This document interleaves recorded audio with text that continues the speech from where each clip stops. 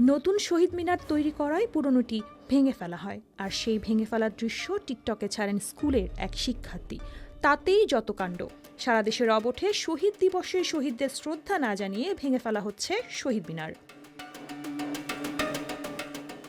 ভাষা দিবসে এমন দৃশ্য দাগ কেটেছে অনেকের মনে, আবার অতি উৎসাহী হয়ে অনেকে মুখরোচক ক্যাপশনে শেয়ার করছেন ভিডিওটি। তবে সব শেষে জানা গেল শহীদ মিনার ভাঙার এই দৃশ্যটি একেবারেই বিভ্রান্তিকর তথ্য। নতুন শহীদ মিনার তৈরি হয়েছে, তাই ভেঙে ফেলা হচ্ছিল পুরনো শহীদ মিনার, আর সেই ভাঙার দৃশ্যই নানা বাহারি ক্যাপশনে শেয়ার করেছেন অনেকেই। মূলত এই ভিডিওটি ঝিনাইদহ সদর উপজেলার টিকারি বাজার মাধ্যমিক বিদ্যালয়ের।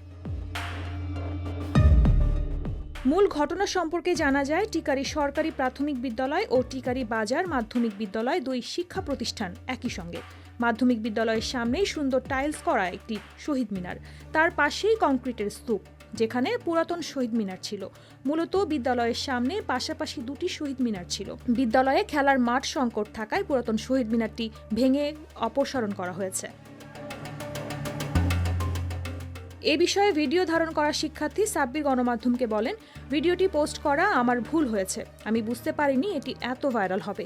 টিকারি বাজার মাধ্যমিক বিদ্যালয়ের অফিস সহায়ক মোহাম্মদ শিহাব হোসেন বলেন, বিদ্যালয়ে নতুন একটি শহীদ মিনার তৈরি করা হয়েছে, তার পাশেই পুরাতন শহীদ মিনার, যেটা জরাজীর্ণ ছিল।